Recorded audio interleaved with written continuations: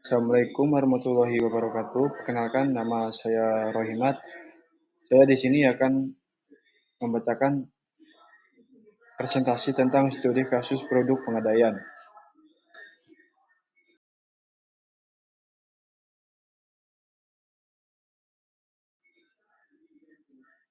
Pengadaian syariah adalah salah satu dari lembaga keuangan yang usaha hanya berpedoman pada prinsip syariah dengan cara menyalurkan pembiayaan dalam bentuk pemberian uang sebagai pinjaman kepada masyarakat dan untuk suatu kepercayaan dari orang yang berpiutang, maka orang yang berhutang memberikan jaminan atas hutangnya.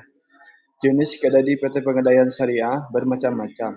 Salah satunya adalah gadai emas, di mana pihak yang membutuhkan pinjaman menyerahkan barang jaminannya berupa emas kepada pihak yang memberi pinjaman dan sewaktu-waktu akan dikembalikan jika telah melunasi hutang pinjamannya sesuai dengan ketentuan syariah yang ada di PT.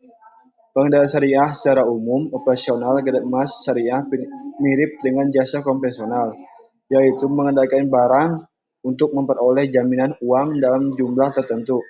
Untuk jasa ini dalam konvensional dikenakan beban bunga, sementara dalam gadai emas syariah, nasabah tidak dikenakan bunga, tetapi yang dipungut dari nasabah adalah biaya penitipan, pemeliharaan, penjagaan, serta penaksiran barang yang digadaikan.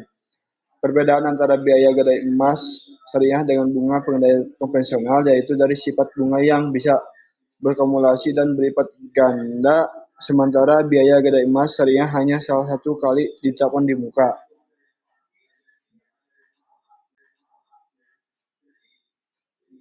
Pengadaian syariah Jayapura, khususnya UPS, menggunakan prinsip CAD, prinsip RAN, dan prinsip ijaroh. Selain itu, ada hal-hal yang harus dipenuhi oleh nasabah dalam pengajuan pembiayaan gadai emas. Terkait dalam pembiayaan gadai emas ini memiliki prosedur atau tahapan dalam pelaksanaannya. Prosedur adalah urutan kegiatan atau suatu transaksi yang dilakukan secara berulang-ulang. Prosedur pembiayaan gadai emas syariah ini memiliki kemungkinan risiko yang bisa saja terjadi, baik sengaja atau tidak sengaja, baik itu timbul dari pihak internal atau pengendalian syariah, dan mungkin saja risiko timbul dari pihak eksternal, nasabah atau pihak lainnya yang berkaitan. Terkait emas adalah barang yang berharga serta mempunyai nilai jual dan nilai beli sampai kapanpun. Peraturan tentang adanya manajemen risiko terhadap pembiayaan gadai emas, di mana manajemen risiko merupakan bagian dari kegiatan operasional suatu perusahaan. Salah satu produk lembaga keuangan syariah yaitu gadai syariah. Gadai, gadai dalam syariah atau yang bisa disebut RAN dalam Islam yang berarti tetap, kekal, dan jaminan. Secara syariah, RAN adalah mengambil sejumlah harta yang diserahkan sebagai jaminan secara hak, tapi dapat diambil lagi gadai sebagai salah satu kategori dari perjanjian hutang piutang. Untuk meyakinkan kepercayaan kreditur, maka debitur menggunakan lembaga sebagai jaminan terhadap utangnya itu. Barang jaminan tetap milik orang yang menggadaikan, akan tetapi penerimaan gadai secara teknis operasional dapat dilakukan oleh suatu lembaga keuangan syariah, yaitu pengadaian syariah, baik sebagai lembaga swasta maupun pemerintah.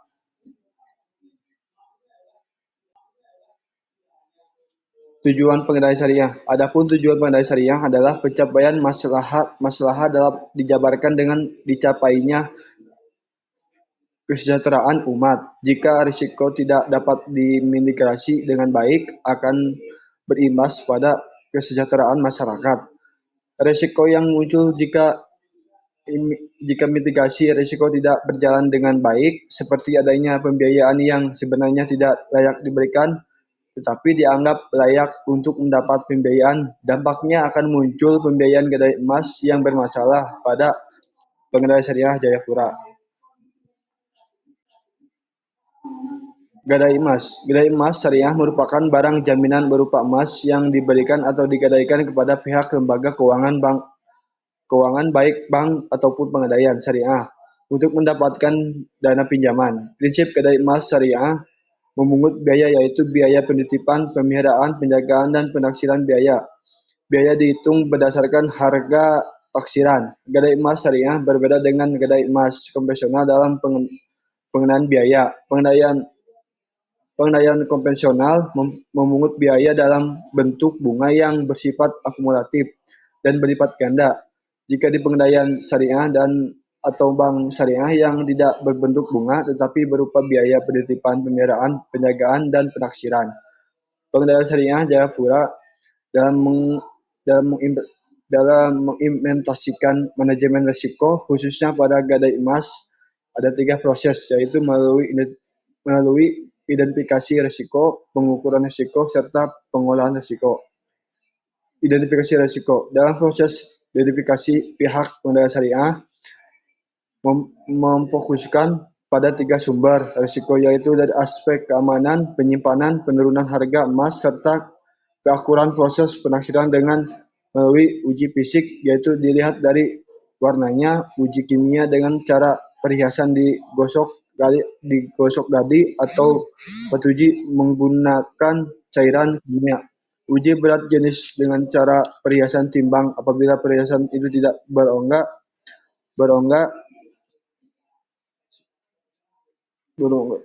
berongga, maka akan muncul jumlah karakteristiknya. Selain identifikasi aspek sumber risiko, ada pula pada identifikasi terdapat beberapa risiko yang diperkira mungkin akan terjadi di pengendalian.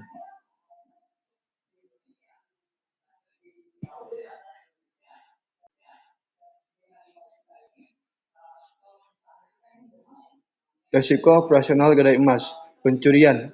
Kasus pencurian bisa saja terjadi baik dari pihak internal maupun eksternal. Dapat diukur dari kerugian yang ditimbulkan terkait emas merupakan barang yang memiliki nilai jual dan nilai beli sampai kapanpun. Jika terjadi pencurian dari internal akan sangat merugikan pihak pengendalian syariah.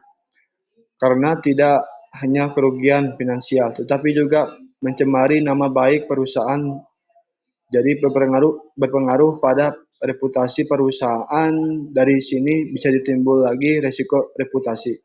Sehingga risiko ini digolongkan dalam golongan risiko yang sangat berbahaya karena kerugian yang ditimbulkan sangat besar. Namun untuk saat ini kasus pencurian belum pernah terjadi di pengendalian syariah Jayapura. Gadai fiktif.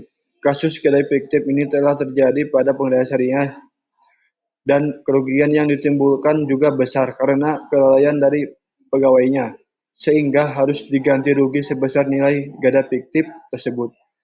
Hal ini tergantung besaran nilai dari barang gadai. Apabila barang gadai fiktif itu dalam jumlah banyak yang mencapai puluhan juta, maka akan sangat merugikan pihak perusahaan. Sehingga risiko ini tergolong risiko yang besar karena menyangkut finansial dan kepercayaan pihak perusahaan kepada pegawai. Numpang gadai. Kasus ini belum pernah terjadi, akan tetapi tergolong dalam risiko yang berbahaya karena merugikan pihak pengendalian. Dampaknya bisa menimbulkan risiko baru untuk muncul, yaitu risiko reputasi, di mana pihak pengendalian dengan pengendalian Jayapura kehilangan kepercayaan dari nasabah akibat kesengajaan mengadaikan dengan mengatasnamakan nasabah. Kesalahan penaksiran. Untuk kasus ini pernah terjadi, akan tetapi kerugian yang ditimbulkan tidak begitu parah karena dilakukan penaksiran ulang barang gadai, sehingga masih dapat diatasi dengan segera. Hanya saja jika terjadi kesalahan penaksiran secara terus-menerus, itu akan berimbas pada kepercayaan nasabah, sehingga perlu adanya pembinaan karyawan.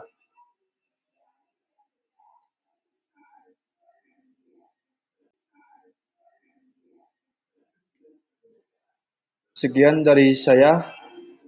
Mohon maaf kurang lebihnya. Assalamualaikum warahmatullahi wabarakatuh.